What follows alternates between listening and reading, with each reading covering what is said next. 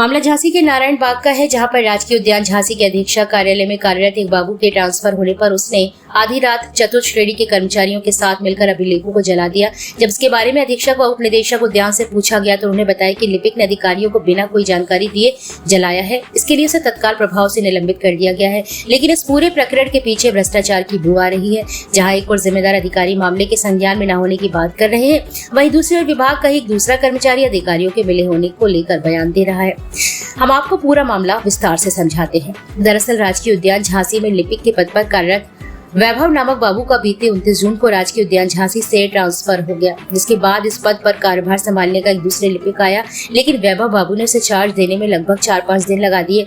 बीते 3 जुलाई को वैभव को दूसरे लिपिक को कार्यभार सौंपना था, लेकिन उसने चार्ज नहीं दिया और अंधेरा होते ही विभाग के अभिलेखों को पहले अधीक्षक कार्यालय के बाहर इकट्ठा किया, फिर उन्हें जलाना शुरू कर दिया, जिसकी शिकायत लखनऊ में की गई। इसके बाद जिम्मेदार अधिकारियों को मौके पर पहुंचने का आदेश दिया गया। इस पर औपचारिकता करते हुए राजकीय उद्यान झांसी के अधीक्षक प्रशांत वहां पहुंचे, जहां उन्होंने आग को जलाते हुए पाया, लेकिन इतने पर भी किसी ने आग को ना तो बुझाने का प्रयास किया और ना ही उस पर पानी डाला, बल्कि आग को धधकने के लिए छोड़ दिया।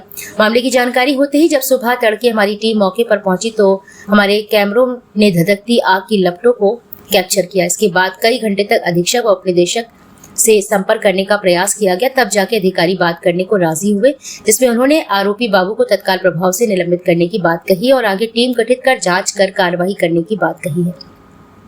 लेकिन यह एक बड़ा सवाल है कि आखिर एक बाबू की इतनी हिम्मत कैसे बढ़ गई कि वह अपने अधिकारियों को बिना बताए विभाग के अभिलेखों को जलाने का काम कर रहा है। और जब घटना की जानकारी जिम्मेदार अधिकारियों को दी गई तो उन्होंने मौके पर पहुंचकर भी आग को क्यों नहीं बुझाया। फिलहाल इस मामले में सभी लीपापोती कर रहे हैं। अब देखने वाली बात यह है कि आगे सारा ठीकरा बाबू पर फूटता है या फिर जिम्मेदार अधिकारी भी इसकी लपेट में आते हैं। शांत रहना। नहीं सुनो, ज्यादा नहीं, कारण हम नहीं बता खाली। तुम्हें, ए। हाँ, ज्यादा नहीं, शांत रहना।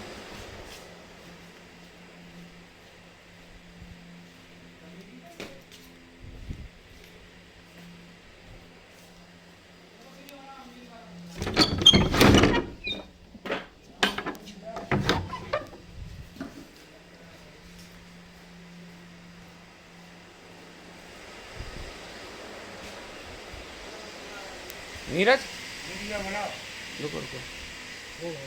नीरज इधर खड़ो। आपसे जो फाइल जलाने के लिए किसने बोला था? दोनों लोग बोलो। हम तो नंबरिंग कर रहे थे ना। नहीं, ये जलाया किसने? नहीं, हमने नहीं जलाया। हम तो खाना खाए थे, आपके सामने नहीं आए थे। और ये किसने जलाया फिर? हमने जलाए आपके सामने। करीब अमित किसने जलाया? हैं? किसने कहा था? क्या नाम है बाबूजी के? नीरज तुम बताओ। देखो अभी बच जाओगे, हम फिर कह रहे हैं। हम तो नंबरिंग कर रहे थे, अंदर खाना खा भी आए थे। जलाए किसने? हमें जला भी होगा मालूम हैं? अंदर रहते हम तो। तुम्हारे सामने तो जल लेंगे। सामने तो जल रही, हम तो अंदर हाथ पाँव में धो भी आए थे अंदर, फिर खाना खा लगे जाके। अच्छा, तुम्हें पता नहीं कुछ? कितने बजे से कितने बजे तक ड्यूटी थी तुम्हारी? ड्यूटी तो शाम को 5 बजे तक रहती। फिर अभी क्या एडिशनल है? क्या ड्यूटी लगाई थी सामने? क्या बाबू ने बोला होगा। के सामने लगाई थी? नहीं, तुमने नहीं जलाई? आगे किसने लगाई इसमें? अपने आप लगी? अब आगे की हम जानकारी, हम तो अंदर नहीं, तुम यहीं तो थे ऑफिस में। कर रहे थे हम तो। नहीं तो तुम अजीत कहाँ हो? हैं? हैं? अमित कहाँ? देखो कौन सा कमरा में, देखो तो ना, देखो तो। अरे डायरेक्टर साहब को फोन है, डीडी साहब को पता है, तुम तो देख लो आराम से।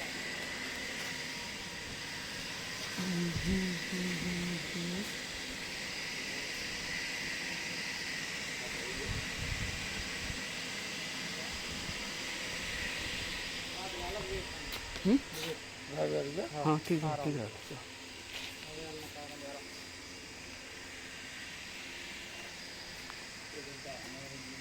अरे नहीं, अरे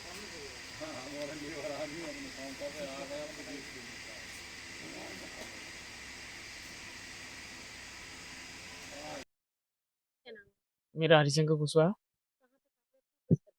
मैं अभी मेरा 29 तारीख में यहाँ स्थानांतरण हुआ है अधीक्षक राजकीय उद्यान झांसी के यहाँ। मैं वरिष्ठ सहायक के पद पर कार्यरत हूँ। मैंने 2 तारीख में ज्वाइन किया है यहाँ पे। कल रात्रि अचानक से ही मैं तो जन्मदिन में था और फ़ोन आया कि आपके कार्यालय में कुछ अभिलेख जलाए जा रहे हैं, जो संबंधित जिसको वो चार्ज देना है वैभव श्रीवास्तव को, वो और 2 कर्मचारी को और लेके उन पे दबाव बनाया हो जो भी हो, और ड्यूटी टाइम नहीं था। 5 बजे बंद हो जाता है, 5 के बाद अगर कोई बाय द वे काम भी है अर्जेंट, तो 8 और 9 के बीच चलता है, पर फाइल जलाने का कोई औचित्य नहीं था। तो इसकी जानकारी मिली कि आप जाइए वो वीडियो बनाइए। मैं आया और 2-3-4 लोग और थे साथ में, तो मौके पे फिर संबंधित अधिकारी को हमने डॉक्टर साहब को भी फ़ोन लगाया तो उनका नोटिस भी लाया। इसके बाद डीडी साहब को लगाया तो उनका उठा नहीं। फिर कुछ देर बाद मैसेज आया इट वा इज अवेलेबल नाउ। तो मैंने सर को बैक किया, तो सर से बात हुई तो सर कहने लगे क्या बात है? हमने सर ऐसा-ऐसा हो रहा है, तो सर ने बताया कि जो कौन-कौन कर रहा है, तो हमने बताया कि वैभव है और अमित है और नीरज है। तो कहने लगे बिना संज्ञान में लाए जी कैसे कर सकते हैं? तो हमने कहा सर जी मुझे भी पता नहीं। तो कहने लगे मेरे संज्ञान में भी नहीं है, तो ये तो गलत किया है जो भी किया है, इसका एक कमेटी गठित होती है, साहब ने बोला।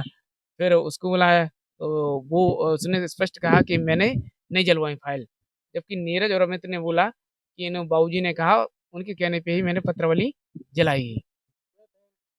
पत्रावलियों में तो यहाँ पे कई योजनाएँ चलती हैं जिले की, जो सरकार की तरफ से आती हैं किसानों के लिए, वो भी चलती हैं और कुछ गार्डन के जो काम होते हैं पार्क वगैरह में, सौंदर्यीकरण या कोई अनुक्षण टूट-फूट होती है, तो उनको सुधारने के लिए कुछ पैसा मद में आता है। क्या लगता है किसी घोटाले की आशंका है?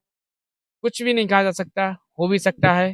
पहले अब देखने पे ही पता चलेगा, क्या है उसमें, कौन-कौन सी इन्होंने पत्रावली जलाई। उसमें जब पूरे कागज़ इस तरीके से जले कोई समझ नहीं सकता है। यह मामला किन उच्च अधिकारियों के संज्ञान में हमारे संबंधित डॉक्टर श्री प्रशांत सिंह सर के संज्ञान में है और डीडी साहब श्री विनय कुमार यादव सर के संज्ञान में है। है? जलाए गए देखिए, मुझे भी रात में फ़ोन आया करीब 9:30 बजे के आसपास कि कुछ अभिलेख जलाए जा रहे हैं। तो तुरंत मैं मौके पे पहुँचा और मौके पे पहुँचने पे प्रथम दृष्टया ये आरोप सही निकला कि कुछ अभिलेख जलाए गए थे और कुछ भारी मात्रा में अभिलेख जलाए गए। अब वो किस किस्म के अभिलेख थे, क्योंकि जब हम लोग पहुँचे तब तक वो पूरी तरीके से जल चुके थे। तो वो किस किस्म के अभिलेख थे इस पे तो मैं अभी टिप्पणी नहीं करना चाहूँगा। लेकिन जो आरोपी है उसको सू जो आरोपी है उसको सस्पेंड तत्काल प्रभाव से कर दिया गया आज सुबह ही, और उसपे जो भी जांच कमेटी बनेगी, जो भी वो निर्णय लेगी, क्योंकि उसने भी जो चार्जशीट में लिया होगा और वो भी उसने जो चार्ज में देगा, तो उससे हम मिलान करेंगे कि किस किस्म के अभिलेख थे और क्या थे, तो हम उसके बाद आपको आप निरीक्षक शिक्षक आपके ही विभाग के कर्मचारी के द्वारा आपकी मिलीभगत से नहीं, ये आरोप पूरी तरीके से बेबुनियाद है, क्योंकि अब किस किस्म के, देखिए मेरे को यहाँ पर आए हुए अभी करीब 2.5 साल हुए और किस कौन से वो थे अभिलेख थे, इस पे मैं अभी नहीं बोल पाऊँगा कुछ, क्योंकि अभी हमें चेक करना पड़ेगा एक बार अपनी तरफ से। तो एक बार चेक कर लेंगे, उसके बाद हम फिर बता पाएँगे आपको कि कौन से अभिलेख थे। आप लोग भी स्वतंत्र हैं आप अपनी तरफ से कार्रवाई करने के लिए, और जिसने भी आरोप लगाया है कि मेरी मिलीभगत थी, ये पूरी तरीके से बेबुनियाद है। इसी तरह हुँ। आज जब सुबह हम लोग बिल वगैरह अच्छे बिल कल रात को 8 हो चुकी है। देखिए, सुबह तक आग धधक रही थी। अगर अभिलेख तब जल रहे थे तो कोई पानी वगैरह नहीं, नहीं नहीं, डाला गया? उसको उसमें जो जिसके सब जब हम लोग पहुँचे थे, तो आग पूरी तरीके से लग चुकी थी, ठीक है? उसका हमारे पास फ़ोटोग्राफ भी है, पूरी तरीके से उसको आग लग चुकी बुझाया थी। गया?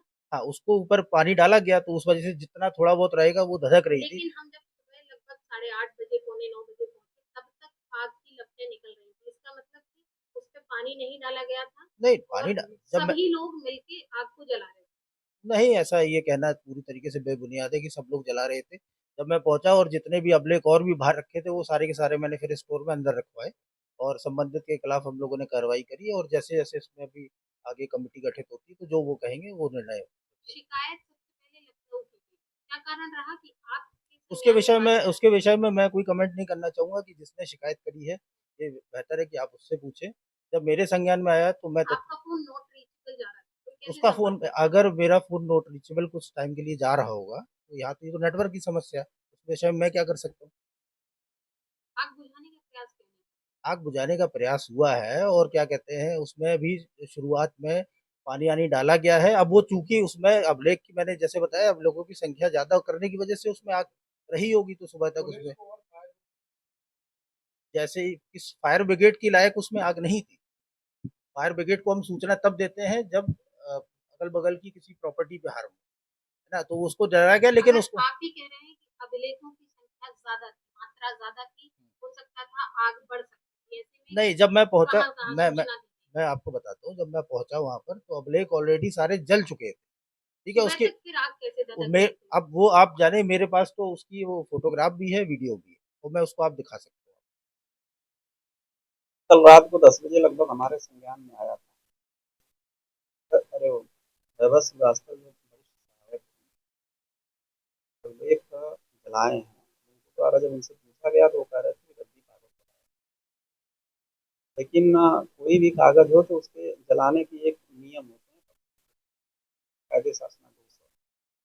तो उन्होंने बिना शासनादेश का पालन किया है, इस वजह से उनको तत्काल प्रभाव से सस्पेंड कर दिया गया है और आगे जांच करके कार्रवाई की जाएगी, नियमानुसार जो कार्रवाई है। विभाग के द्वारा क्यों कराया जाएगा?